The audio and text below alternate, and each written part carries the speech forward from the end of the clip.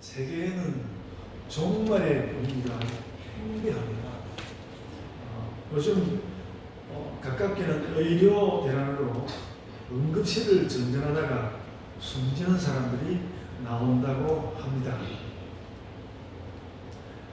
또 이제 그것이 조금은 이제 비유적인 말입니다만 우리가 어떤 의미에서 정치적, 의료적 종말 상황을 보고 있습니다. 그리고 아주 실제적으로 환경론자들은 2100년이면 인류에게 환경적 종말이 올 거라고 예고하고 있습니다. 어떤 과학자들은 또 나와가지고 그거 너무 슬퍼하지 말라는 식의 말을 하는 것은 과학자들의 반발이라고 생각합니다. 또 인공지능 기술을 입안한 학자가 자기가 인공지능 기술을 만든 그런 학자까지도 인공지능으로 인한 문명적 종말이 올 것에 대해서 매우 두려워하고 있는 것을 제가 책을 통하여서 읽어봤습니다. 그래서 인류는 이런 것들에 대하여 양심껏 신속히 대처해야 하지만 더 잘 살고 싶은 욕구가 온 세계에 폭발하면서 상황이 통제되지 못하고 있습니다. 엘리베이터 좀 끌리시죠? 통제되지 못하고 있습니다.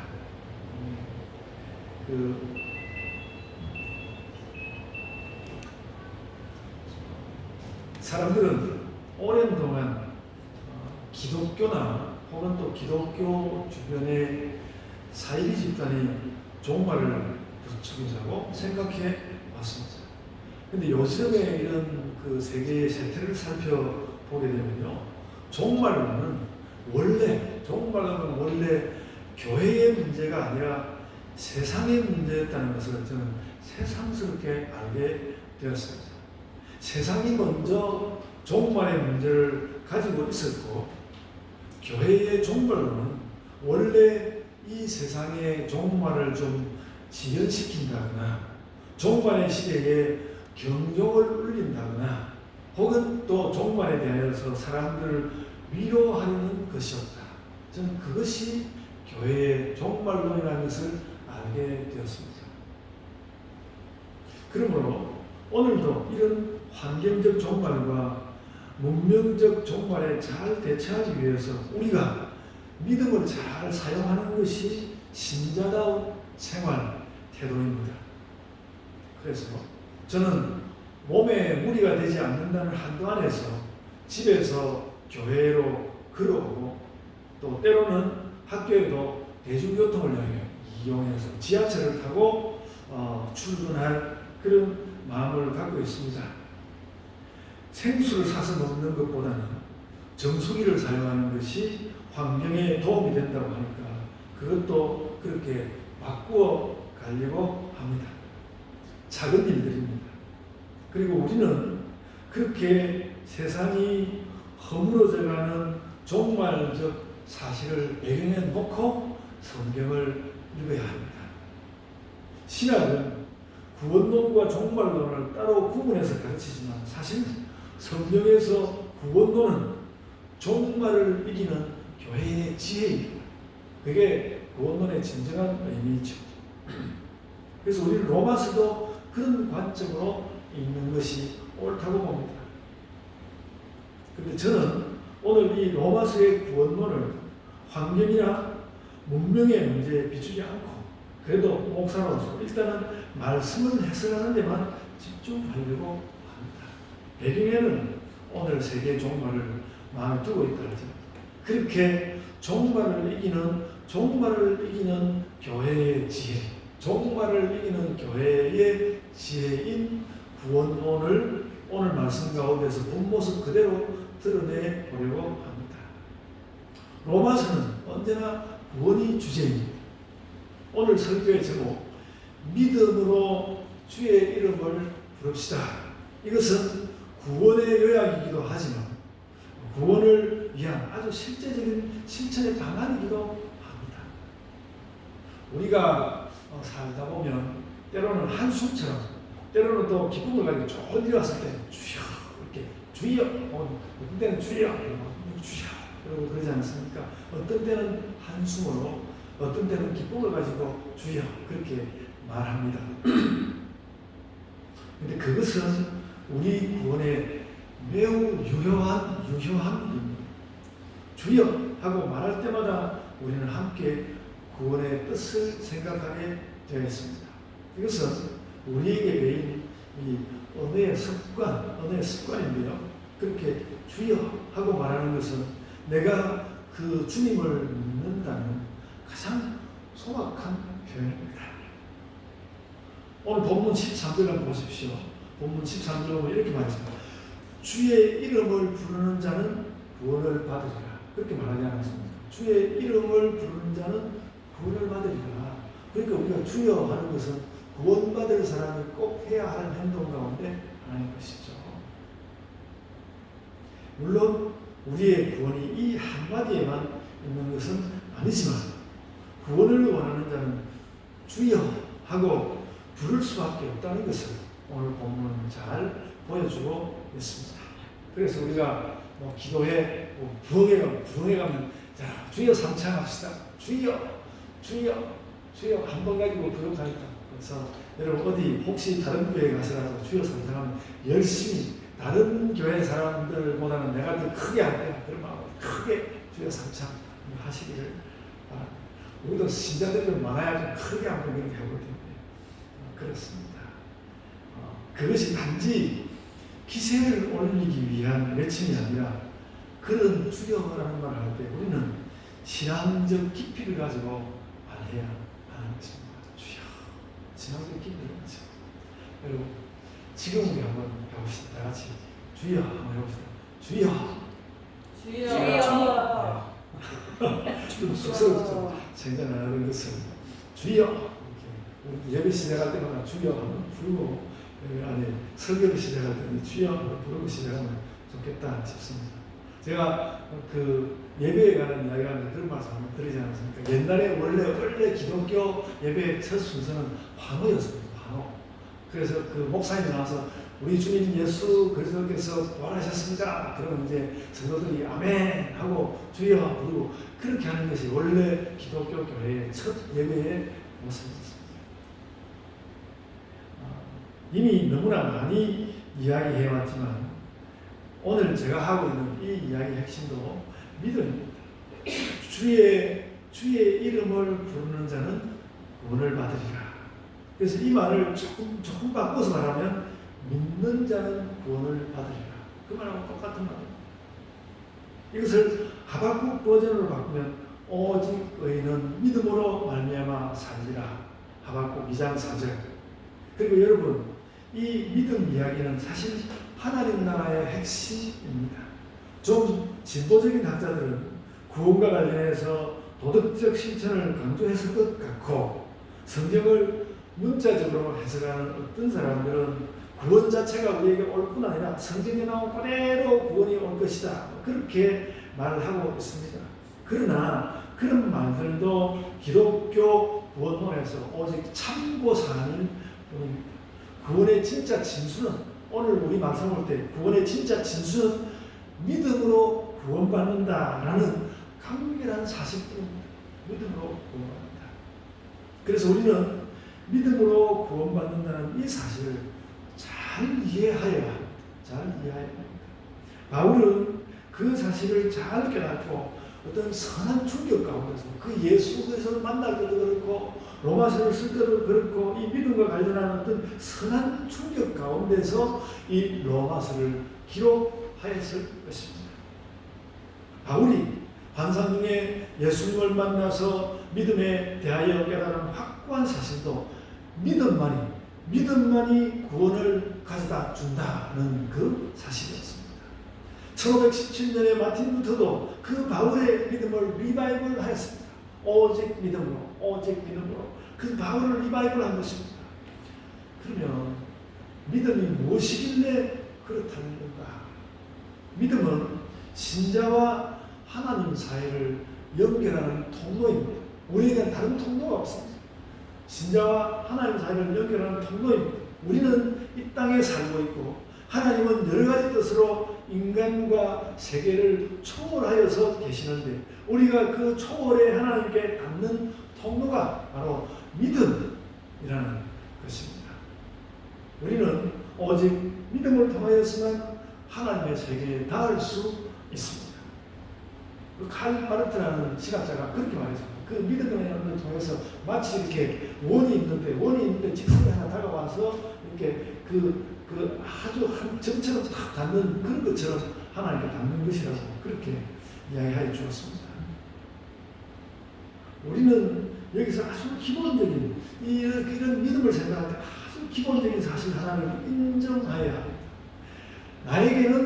나에게는 내 스스로를 구원할 능력이 없다라는 것입니다. 여러분, 우리가 이 세상살이조차 제대로 못 해내지 않습니까? 세상살이가 여러분 얼마나 힘듭니까? 요즘 제가 여러분 기도하면 여러분을 생각해봐도 여러분들이 참 세상에 나가서 얼마나 고생하고 얼마나 힘든 거 지내고 있을까 그런 생각을 하고 납니다. 우리가 세상살이조차 제대로 못 해내지 않습니까? 우리는 이 땅 살아내기도 힘듭니다. 그런 우리가 구원 그 이유에 대한 확증을 우리의 힘으로 어떻게 얻겠습니까?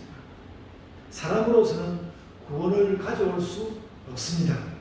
오직 의인은 믿음으로 말미암아 살리라는 말도 바로 그 말입니다.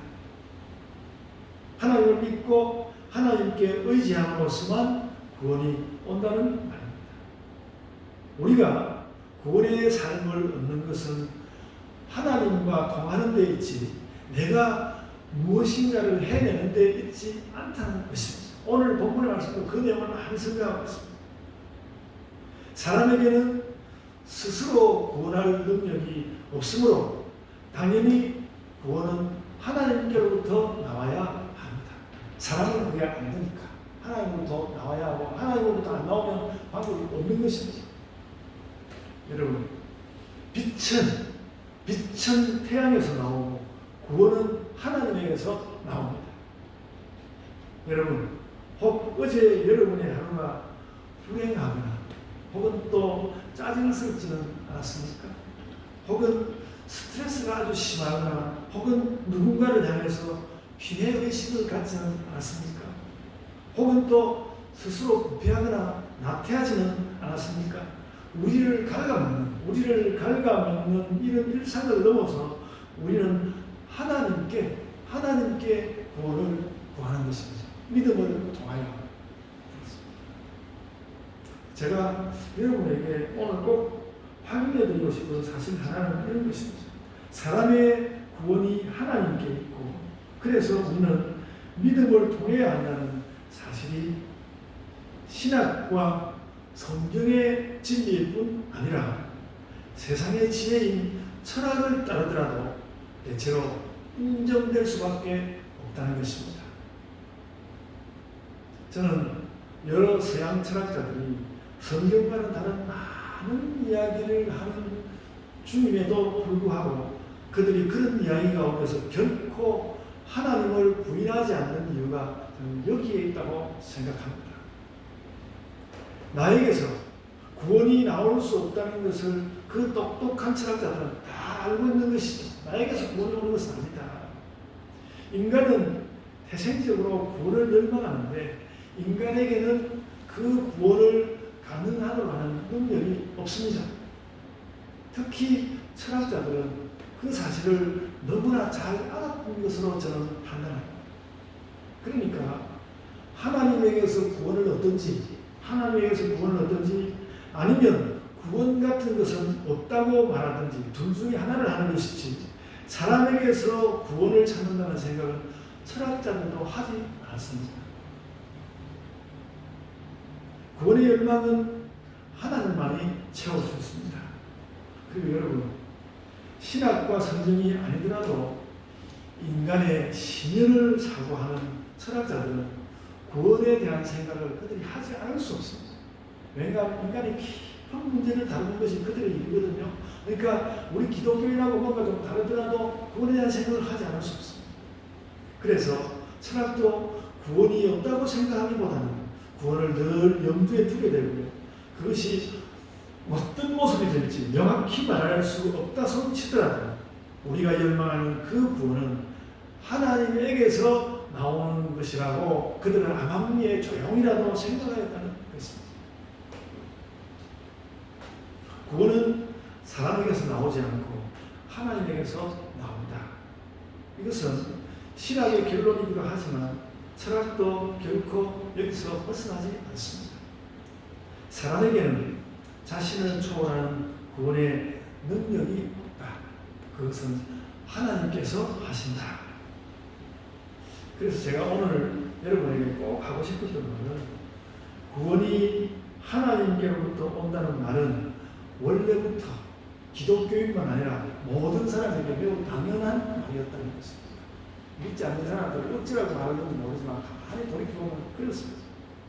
단지 잘 몰랐거나 미처 생각하지 않았던 것이지 생각을 하게 된다면 구원은 하나님에게서 오는 거라고 깨닫게 된다는 것입니다. 저는 로마서를 쓴 바울도 저는 로마서를 쓸 때에 그리고 그가 막 계시할 때 이 사실을 저는 깨달았다고 생각합니다. 하나님의 계시로 보더라도 이 세상의 철학으로 보더라도 구원은 하나님에게서 오는 것이다.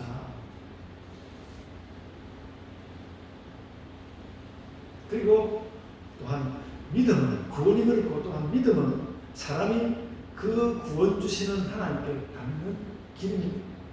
우리가 구원에 닿는다는 것이나 하나님께 닿는다는 것은 그래서 거의 같은 말입니다. 거의 같은 말입니다. 구원이란 이 땅의 삶을 넘어 하나님께 속하게 되는 것인데 그래서 그 구원과 어떤 모양으로든 그 구원을 어떤 모양으로든 얻고자 한다면 거기에 나아가는 특별한 통로가 있어야 하는데 그것이 바로 믿음이다. 그래서 우리는 어쩌면 구원과 관련하여서 구원이라는 것을 마음에 두고 다니는 사람으로서 나도 모르는 사이에 자꾸 주여 주여 라고 하면서 믿음의 끈을 챙기는 것일 수 있습니다. 제가 지금까지 말씀을 가지고 중요한 사실 한 몇 가지를 짚어두고 싶습니다. 첫째는 구원처럼 단순한 사실이 없다. 구원처럼 단순한 사실이 없다. 구원은 필연적으로 하나님에게서 온다 하는 것입니다. 둘째는 그런데 그 구원에 대해서 사람이 잘 모르기도 한다. 구원을 잘 모르는 이유는 구원을 자꾸 우리가 해야 하는 일로 오해하는 데 있습니다. 하나님에게서 오는 구원을 나에게서 찾기 때문에 자꾸 미궁에 빠집니다. 그 루터의 정의를 읽어보면 루터가 구원을 알 수 없어서 어려워했던 이유도 그것이었습니다. 그 당시의 교회가 구원이 하나님으로부터 온다는 걸 잘 가르쳐주지 않았습니다. 내가 뭔가를 해야 된다고 기도를 아주 특별하게 하든지 뭔가 교회가 헌금을 엄청나게 하든지 그래야만 된다는 것을 그 당시에 가톨릭 교회가 엄청나게 가르치고 있었습니다. 루터도 배울 수 없었는데 자기 스스로 그러니까 우리가 알고 보면 너무 당연한 일인데 그걸 잘 알 수 없어서 그가 고민하였습니다. 여러분 그리고 또 한 가지 덧붙여야 할 세 번째 이야기가 있습니다. 우리는 구원을 분석하는 것이 아니라 직관으로 받아들인다는 것입니다. 여러분 오늘 우리가 읽은 10장 1절로 13절 이 부분은 이 사실을 아주 강하게 제기하고 있습니다. 저는 오늘 본문 중에서 6절로 9절이 무슨 뜻인지 늘 모호했습니다. 이게 무슨 말인가 정확하게 잘 모르고 늘 그냥 지나가고 그랬습니다. 제가 오늘 사실 이걸 자세히 설명을 좀 해드리고 싶었는데 잘 한번 제 말씀을 들어보시기 바랍니다.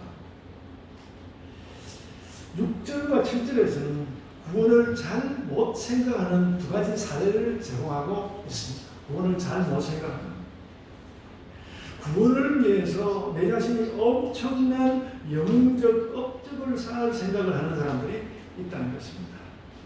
6절 말씀을 들으면 누가 정말 하늘에 올라갈 수 있겠어? 내가 그만한 일을 한번 해볼 테니 두고 봐. 이런 식으로 생각할 수 있다는 것이죠. 그리고 7절은 또 그렇습니다. 7절은 또 누가 정말 구원을 위해서 타인의 구원을 위해서 지하 세계까지 내려갈 수 있겠어? 그런데 구원이라는 것은 그 정도는 해야 얻을 수 있는 것 아니겠어? 나눌 수 있는 것 아니겠어? 이런 이야기입니다. 사실 구원과 관련해서 하늘에 올라가고 죽음의 세계에 내려가고 이런 일을 실제로 하신 분은 오직 예수님이 계실 뿐 오직 예수님이 계십니다. 근데 하나님은 구원을 위해서 우리에게 그런 것을 요구하지 않습니다. 만약 구원되면 우리를 데리고 가실지라도 우리에게 그런 것을 선제적으로 요구하지는 않는다는 것입니다. 그런데 사람들이 이런 이야기를 하면서 사람들이 해내는 구원 영감을 만들 뿐 하나님께서는 결코 그런 것을 요구하지 않으신다.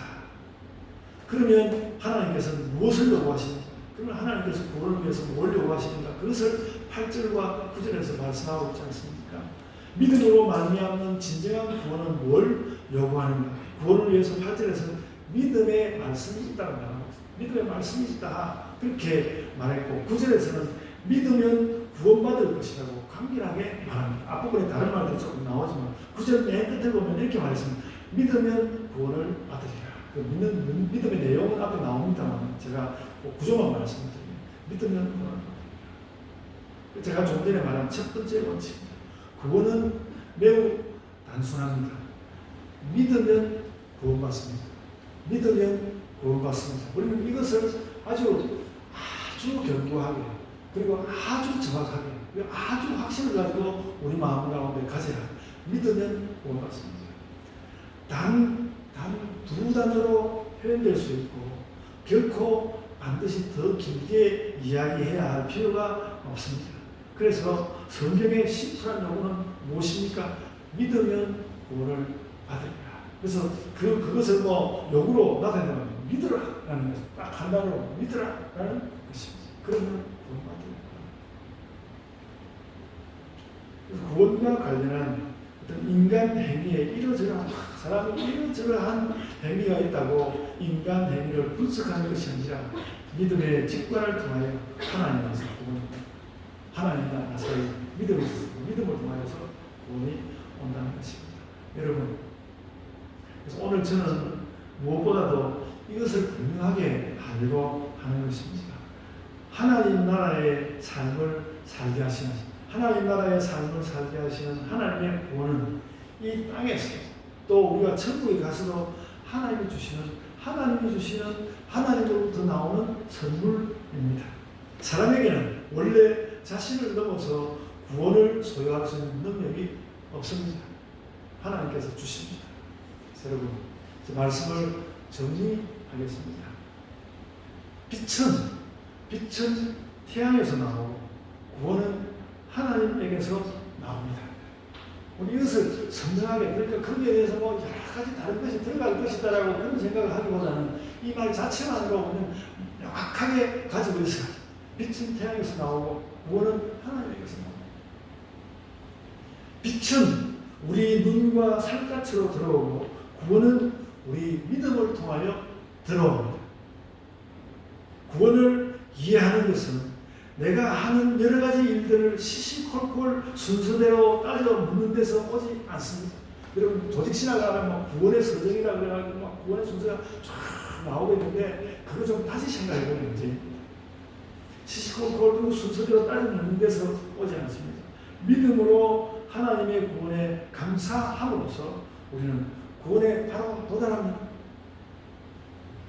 그 중요한 구원을 이렇게 아무 하는 것도 없이 받는다고 그렇게 생각할 수 있을 텐데 이런 면은 있습니다. 구원을 위해 우리가 할 일은 없어도 구원의 작용은 우리에게 와서 매우 큽니다. 구원의 작용은 매우 크기 때문에 우리는 그 구원을 구하는 것입니다. 그에 의해서 우리가 구원과 관련하여 이 땅의 한계, 우리의 삶을 살아가면서 우리가 많은 한계에 절망하는 것, 하나님께서 나를 구원하신다는 사실을 알고 난 후에 여러분 루터의 그 종교개혁에 오는 것이 바로 이 문제였습니다. 이 땅의 한계에 절망하다가 하나님께서 나를 구원하신다는 그 사실을 알고 난 후에 우리가 기뻐하고 감사하여서 우리가 무엇을 해야 되겠습니까? 무엇을 하겠습니까? 오늘 본문 말씀은 그래서 하나님의 이름을 부른다는 것입니다. 구원을 알게 되었기 때문에 그것에 감사하면서 하나님의 이름을 부릅니다. 그리고 예수 그리스도 주의 이름을 부르는 것입니다. 그래서 우리가 구원을 감사하고 기뻐하면서 꼭 해야 하는 일은 오늘 설교 제목과 꼭 같습니다. 오늘 설교 제목 믿음으로 주의 이름을 부릅시다. 구원받으려고 하는 사람에게 구원받아야 하는 사람이 꼭 해야 하는 기본이 이거랍니다. 믿음으로 주의 이름을 부르는 것입니다. 이것이 구원받은 자의 구원을 대하는 합당한 태도입니다. 이것을 기본에 두지 않고 여러 가지 이야기하는 건 합당하지 않습니다. 여러 가지 이야기를 할 수 있고 여러 가지 이야기를 다 가져와서 이야기할 수 있지만 가장 합당한 기본으로 믿음으로 주의 이름을 부릅시다. 이것을 가지고 있어야 하는 것입니다. 환경적 종말과 문명적 종말을 맞이한 세계 앞에서 우리는 이런 믿음의 자세를 그들의 버전으로 잘 보여줘요. 기독교인들은 저렇게 하는구나. 그들이 다 요즘 사람들이 말입니다. 요즘 이 시대의 사람들이 환경적 종말과 문명적 종말 때문에 사실 굉장히 마음 가운데 트라우마가 생길 정도로 굉장히 어려운 상황이 있습니다. 그 마음 가운데. 그러는데 우리는 어떻게 나아갈 것인가? 그리스도의 이름을 부르는, 믿음으로 주의 이름을 부르는 그런 자세로서 우리가 가질 수 있는 삶의 자세를 그들에게 보여줘야 합니다. 그래서 우리는 믿음으로 주의 이름을 부르면서 이 세계의 종말의 물결에 부딪혀야 합니다. 다시 이야기지만 종말 이야기는 원래 교회의 이야기가 아니고 세상의 이야기였습니다. 그 세상의 이야기에 대하여 종말론을 가지고 그들의 그 종말에 대한 이야기에 우리가 답하려고 하는 것입니다. 특별히 구원의 답을 가지고 거기에 답하려고 하는 것입니다. 그래서 여러분 아침에 일어나면 이렇게 기도하십시오. 주 예수 그리스도여 나를 불쌍히 여기시고 구원하소서. 아침에 그렇게 기도하십시오. 주 예수 그리스도여 나를 불쌍히 여기시고 구원하소서. 그렇게 기도하고 난 다음에 그리고 나서 하루의 일상을 살고 종말론에 허덕이는 세상에 위로를 전하는 사람들이 됩시다. 그리하여서 여러분의 매일이 하나님의 구원으로 빛나기를 소원합니다. 우리가 마음 가운데 구원을 품고 있기 때문에 우리의 삶이 빛나는 그런 삶이 되기를 소원합니다. 아멘. 기도하겠습니다. 주님, 세상 그 어느 것에서도 또 우리의 그 어느 것에서도 구원이 나오지 않는다는 것을 우리가 분명히 시인하고 또 하나님으로부터 그 구원이 오는 것을 확신하며 우리가 하나님을 부르고 예수 그리스도를 부르는 자들이 되게 하여 주옵소서.